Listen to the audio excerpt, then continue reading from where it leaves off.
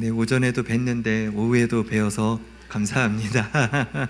네, 오늘 또 여전도의 헌신 예배로 또 이렇게 말씀을 전할 수 있도록 또 하나님께서 또 세워주셔서 너무 감사합니다. 또 헌신 예배 가운데 우리 여전도회가 더 믿음으로 또 든든하게 또 교회를 세워가는 그런 일들이 또 우리 가운데에 일어나기를 간절히 축복합니다.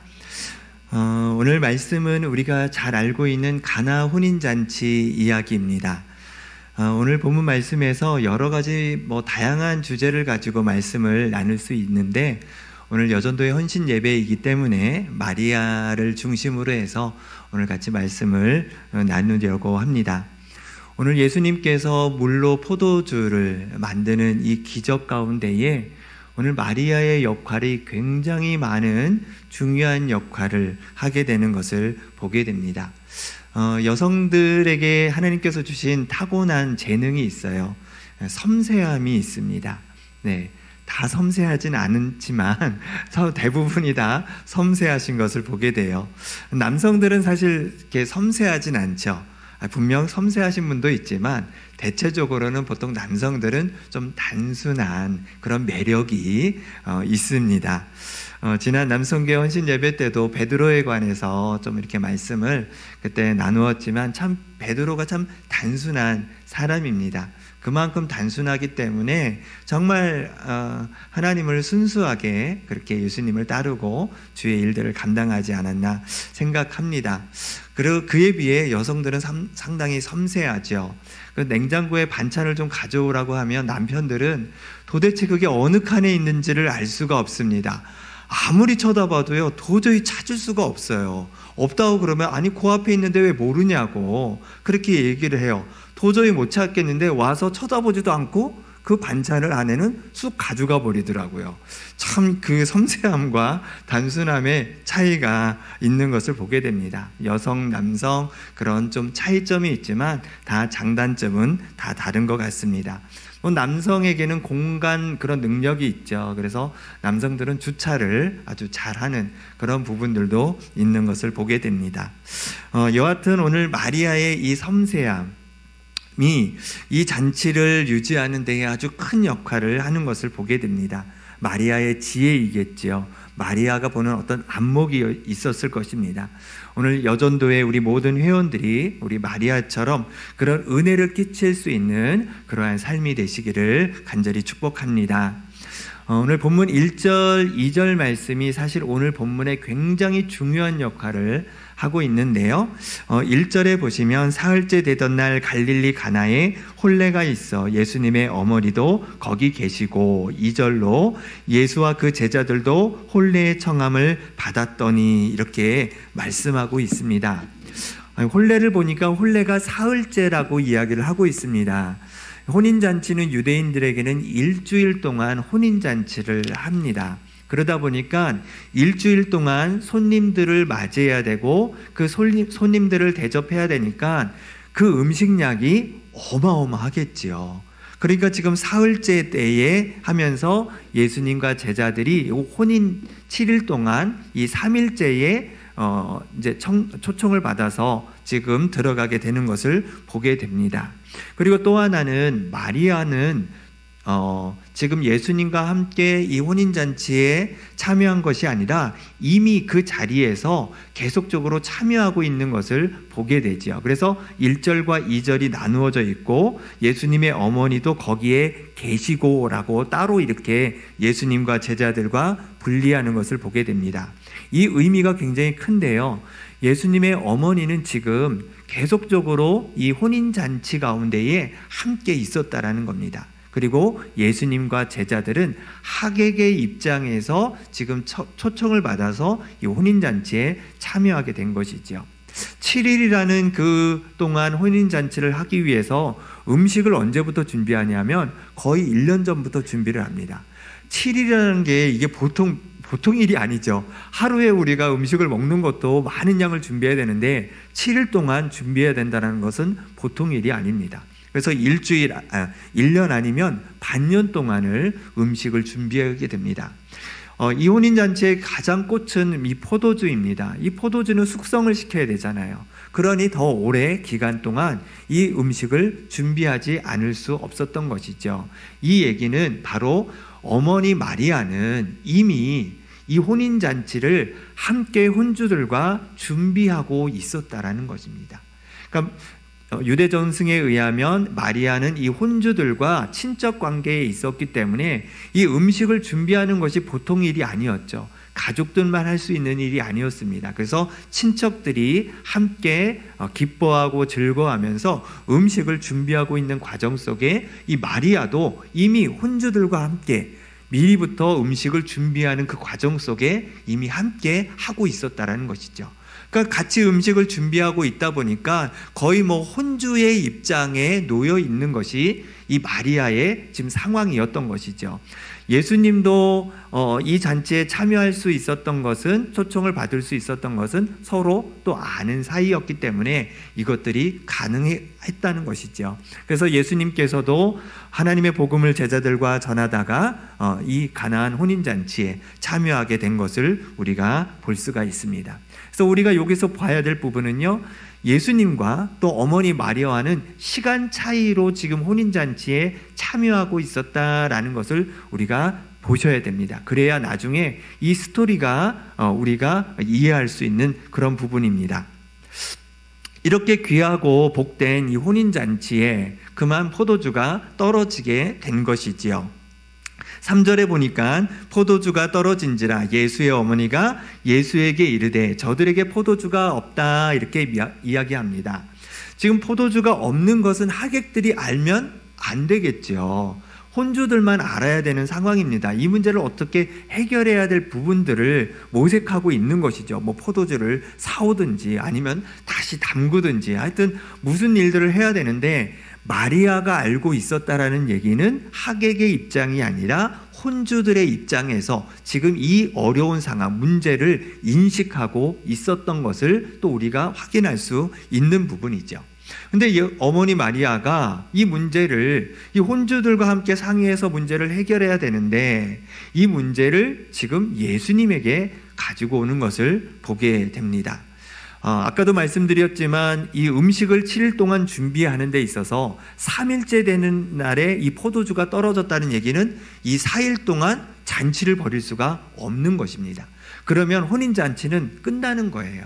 그런데 그 당시에 이 포도주는요, 아무나 먹을 수 있는 것은 사실 아니었습니다. 가난한 사람들에게는 먹을 수 있는 그런 포도주가 아니었던 것이죠.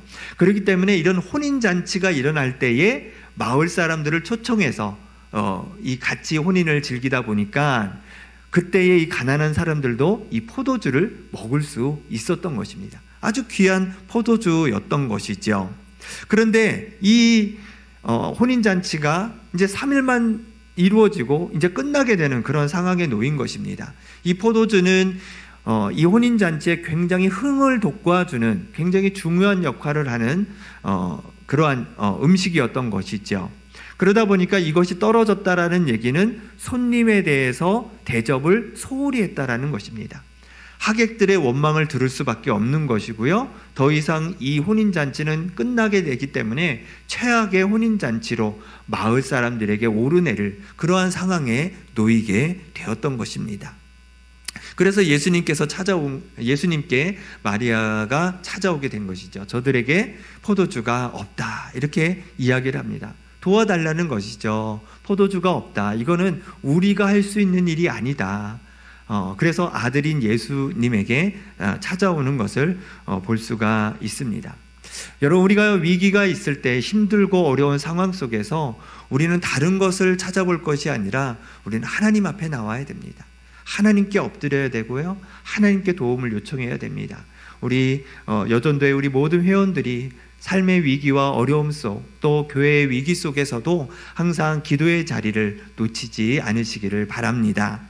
그렇게 열심히 예수님 앞에 나와서 요청을 하고 있는 그런 모습을 보게 됩니다. 그런데 굉장히 자연스럽지 않으십니까? 예수님과 어머니 이 마리아와의 이 관계가 굉장히 친한 관계이기 때문에 이런 이야기가 있죠. 예수님은 하나님의 아들이야. 뭔가 거룩하고 뭔가 다가가기 힘든 가까이에게 먼 당신 같은 그런 느낌이 든다면 아마 이 위기 속에서 금방 쉽게 예수님을 찾지 않았을 것입니다. 금방 예수님을 이렇게 찾을 수 있었던 것은 어머니 마리아와 아들 예수님이 굉장히 친한 그러한 관계를 유지하고 있었던 것을 우리가 볼 수 있는 것이죠. 만약에 하나님의 아들이라는 약간 좀 거리가 있는 듯하게 있었다면 아마 예수님을 찾는 것이 굉장히 쉽지 않았을 텐데 그냥 저들에게 음식이 떨어졌다, 포도주가 없다 이렇게 이야기하는 그런 모습을 보게 됩니다. 그때에 어머니 마리아에게 대답하는 예수님의 목소리가 들립니다. 4절 말씀이죠. 예수께서 이르시되 여자여 나와 무슨 상관이 있나이까 내 때가 아직 이르지 아니하였나이다 이렇게 말합니다. 여러분 이 예수님의 이 말의 이 말투를 여러분 어떻게 느끼십니까? 약간 좀 기분이 좀 어머니의 입장에서 한번 보신다면 어떠십니까? 이런 느낌이 좀 드실 거라고 생각이 되어집니다. 여자여 여자여 어머니라고 하면 되지 여자여 이렇게 표현이 좀 그렇지 않습니까? 그런데 이건 좀 번역에 좀 문제가 좀 있는 것 같아요. 여기서 여자여라는 이런 표현보다는요 사무적으로 어떤 여성에 대한 존중의 그런 표현을 가지고 있습니다. 이거를 번역하려다 보니 이 여자여라고밖에 할 수 없었던 것 같습니다. 근데 다른 표현이 있잖아요. 여사님 이런 거. 이 여사님. 예. 그 짓궂은 아들들 친한 엄마랑 이러면 아우 우리 여사님 오셨습니까? 이렇게 좀 표현을 쓰시죠. 그런 분들이 아들이 없으십니까? 네, 뭐 그런 게 있어요. 약간 짓궂게 어우 여사님 오셨습니까? 아우 여기 앉으시지요. 저는 그런 느낌으로 받았어요. 이 느낌이 그러니까 이게 혼주의 입장이잖아요. 어머니는 지금 혼주의 입장이에요. 여주인의 입장이에요. 그러니까 여주인이니까 여사님 아니 지금 이게 나랑 무슨 상관이 있습니까? 약간 좀 농담처럼 약간 어머니와의 약간 그런 농담식의 대화 같이 저는 그렇게 느껴졌어요. 그래서 아니 여사님 아니 저는 하객인데요. 제가 무슨 상관이 있어요? 알아서 하세요. 약간 좀 그런 뉘앙스의 그런 표현이다라고 생각이 되어집니다. 그러니까 친밀한 관계 속에서 그런 대화가 가능했다라고 생각이 되어집니다. 나와 무슨 상관이 있습니까? 라는 말은요 사실은 맞는 표현입니다. 좀 듣기에는 좀 거북할 수 있지만 사실은 맞는 표현입니다. 왜냐하면 이 문제는 혼주들이 해결해야 할 부분이지 하객들이 해결해야 될 부분은 아니지요. 그것은 엄연히 나누어져 있습니다. 만약에 도움을 주었다가 그 도움이 뭔가 참견이 되고 주제넘는 그런 행동이 될 수 있기 때문에 그렇습니다. 아마 우리나라의 정서적으로는 그럴 수 있지라고 하지만 서양의 문화나 그 당시의 문화를 봤을 때에는 사실 서로 선이 분명히 나누어져 있는 관계 속에서 무엇인가를 돕는 것은 사실 쉬운 일은 결코 아니기 때문에 예수님의 이 표현은 틀린 말은 아니지만 우리 정서상으로는 좀 어려운 좀 그러한 말투로 보여지게 됩니다. 그리고 내 때가 아직 이르지 아니하였다 이렇게 말씀하고 있죠. 이 말은 예수님께서는요 항상 하나님의 때를 기다리고 또 하나님의 음성에 따라 움직였습니다. 그래서 요한복음 5장 19절 말씀에 이렇게 말씀하고 계세요. 그러므로 예수께서 그들에게 이르시되 내가 진실로 진실로 너희에게 이르노니 아들이 아버지께서 하시는 일을 보지 않고는 아무것도 스스로 할 수 없나니 아버지께서 행하시는 그것을 아들도 그와 같이 행하느니라 말씀하고 계십니다. 아버지가 시키지 않으면 아버지가 하지 아니하시면 아들인 나도 할 수 없다. 나는 스스로 할 수 없는 사람이다. 아버지의 뜻대로 행하는 사람이다. 이렇게 지금 표현하고 있습니다. 예수님도 하나님의 뜻대로 이 땅에서 행하신 것을 보게 되죠. 우리도 이 땅에 살면서 어쩌면 우리의 생각대로 우리의 뜻대로 살아갈 때가 참 많이 있습니다. 그럴 때 오늘 예수님께서 자신이 그렇게 표현하신 것처럼 우리도 주님의 때를 기다리고 주님께 묻고 주님의 음성에 우리가 순종하며 살아가는 것, 그것이 우리가 이 땅에서 행해야 될 순종의 모습이다, 이렇게 우리가 볼 수 있는 그러한 말씀입니다. 여하튼 간에 예수님께서 표현하는 것은 무엇인가 거절하는 그러한 뉘앙스로 보여지게 됩니다. 그런데 이 마리아의 뉘앙스는 전혀 다르게 느껴졌던 것 같아요. 오늘 5절 말씀을 보니까요, 그의 어머니가 하인들에게 이르되 너희에게 무슨 말을 하시든지 그대로 하라, 이렇게 말씀하고 있습니다. 아니, 좀 관계가 안 좋고 좀 뭔가 부담스러운 관계였다면 예수님의 그 말이 거절로 느껴졌겠죠. 그럼 무엇인가 좀 상처도 되고, 우리 아들에게 상처 많이 입으시잖아요. 네, 아들 키우시는 분들은요. 네, 그런 느낌이 있죠. 네, 그런 느낌, 뭔가 거절당한 듯한 느낌이어서 기분이 좀 속상했을 텐데, 오히려 마리아는 전혀 그런 느낌이 아니었어요. 무엇인가 액션을 취하고 있었죠. 그것은 하인들을 준비시키는 것을 보게 돼요. 저기 저 사람이 내 아들인데 내 아들이 와서 뭔가를 시키면 무조건 해 라고 지금 지시를 내리고 있는 그런 모습을 우리가 볼 수 있다라는 것입니다. 그러니까 그 앞에 뉘앙스들을 보면 예수님과 마리아 어머니와의 관계가 굉장히 좋은 관계였다라는 것을 우리는 이 스토리와 대화 속에서 우리가 볼 수 있는 것이지요. 그런데 정말로 어머니 마리아가 말한 것처럼 예수님께서 하인들에게 일을 시키는 것을 보게 됩니다. 7절 말씀에 예수께서 그들에게 이르시되 항아리에 물을 채우라 하신즉 아기까지 채우고, 8절에 이제는 떠나서 연회장에게 갖다 주라 하심에 갖다 주었더라 라고 이렇게 이야기합니다. 우리는 이 본문에 와서는 아무런 의심을 하지 않습니다. 이 본문에 와서 당연하지, 당연히 예수님이 시키면은 시키는 대로 하인들이 해야지, 이렇게 우리가 생각하고 있는 부분입니다. 잘 생각해 보시면 지금 하인들이 예수님의 말에 순종한 겁니까? 마리아의 말에 순종한 겁니까? 예수님이에요? 마리아예요? 잘 보시면 마리아의 말에 순종하고 있는 것이지 예수님의 말에 순종하는 것이 아닙니다.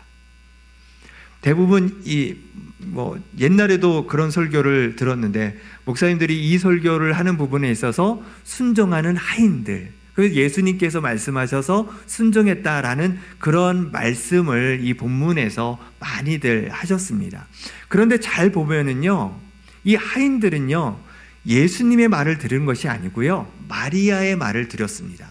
만약에 예수님의 말을 들었다고 하면 5절의 말씀이 삭제돼야 됩니다. 그렇죠? 마리아가 말할 필요가 없잖아요. 그냥 예수님의 능력과 권세로 하인들을 시키면 되는 거니까요. 그런데 5절의 말씀이 있었다라는 얘기는 이 하인들은 예수님의 말씀을 순종하는 것이 아니라 마리아의 말에 순종을 했다라는 것입니다. 근데 왜 이렇게 되는 상황이 무엇일까요? 하인들은 누구의 말을 듣지요? 주인의 말을 듣는 거예요. 하객의 말을 듣는 게 아니라 주인의 말을 듣는 겁니다. 그러면 예수님께서 하인들에게 시킨다고 해서 하인들이 할 수 있는 것이 아닙니다. 주인의 말을 들어야 되는 것이죠. 그러니까 예수님이 능력으로 얼마든지 하실 수 있는 분이시지만, 예수님께서 이 당시에 활동하시면서 어떠한 그 위계 질서나 사회 계층을 파괴하면서까지 예수님께서 무엇인가 기적을 일으키신 적이 없으십니다. 그냥 그들의 그 당시의 시스템과 그 계층을 그대로 인정하시면서 예수님은 기적을 베푸시기도 하고요, 주님의 복음을 증거하는 사역을 하셨던 것이죠. 오늘 본문에서 이 하인들은 바로 마리아를 주인처럼 생각하고 있었던 것이죠. 어떻게 생각하고 있었을까요? 이거는 처음에 우리가 말씀을 제가 드렸어요. 혼주들과 함께 이 음식을 함께 준비하는 그 과정들이 있었던 거예요. 그러면서 이 혼주의 입장에 이 마리아가 있었던 것이죠. 함께 음식을 준비하면서 하인들과 음식을 같이 나누고 또 시키고 밥도 먹으면서 벌써 하인들과의 관계가 있었는데, 하인은 아니니까 혼주의 입장에 바로 이 마리아가 있었던 것입니다.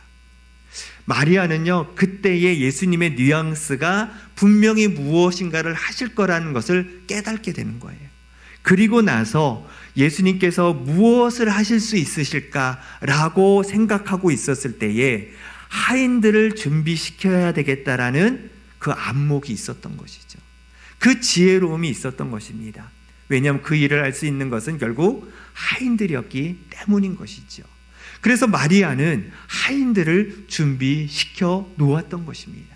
그래서 이 하인들은 예수님의 말씀을 들은 것이 아니라 마리아의 말씀을 통해서, 마리아의 명령을 통해서 예수님의 명령을 따르게 되었던 것이지요.